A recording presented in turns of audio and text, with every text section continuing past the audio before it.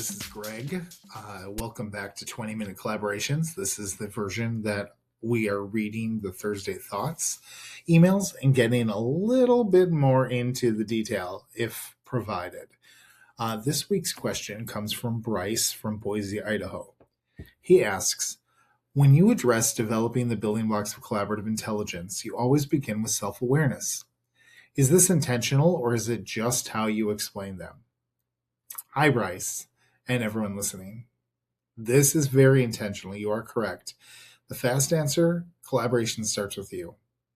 We have to know ourselves. We have to understand ourselves. We have to be aware of what we are bringing into the groups, the collaborations, the spaces, the communities that we're in.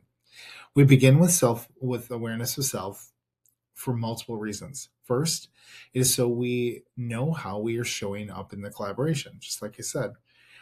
We can see what skills of ours are needed, how our superpowers can build toward the shared objective.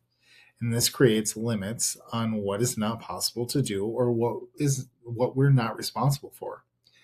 Second, this allows us to transform certain qualities into collaboration. Charisma becomes presence, authority becomes participation, control becomes stewardship. These three specifically come to mind every time collaboration coaching services are asked of me. My charm gets funneled into my listening and my question asking skills. I remind people that despite how long I've been working with and in the collaboration space, I'm still a student. An expert cannot exist when we continue to teach each other, and any control needs to be let go of when we can steward the work to its full potential. Most importantly, we focus on awareness of self first so that we can observe, grow, and regulate when the other building blocks are needed. For example, if I'm not aware that I'm feeling defensive in a conversation, then I will struggle to move into conflict resolution. If I'm unaware that I'm dominating the room with my voice, then my ability to facilitate space with others disappears. And if I'm not noticing when the collaboration needs direction, I can't step into transformational leadership when it matters. The same is true with friendliness to collaborate. If I'm unaware of my own frustrations, assumptions, or fatigue, it becomes much harder to approach the other actors with generosity and curiosity. In other words, awareness of self is what allows the other building blocks to activate. Without it, we are mostly reacting. With it, we are choosing.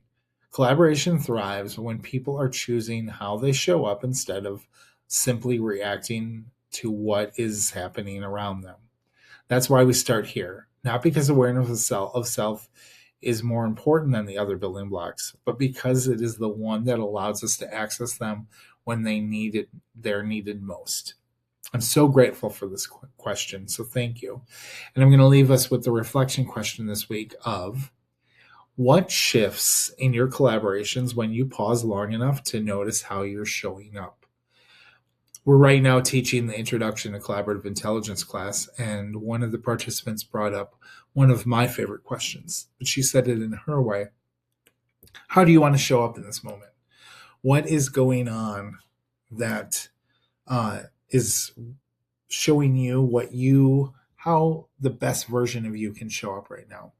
And so there's a lot in that. So good luck on your self-awareness journey. If there's any way I can help, please check me out. I'm social media. It's at GG Potter.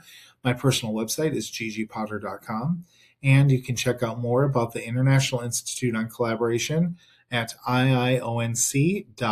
That's iionc.org. Thank you so much, and good luck on all your upcoming collaborations.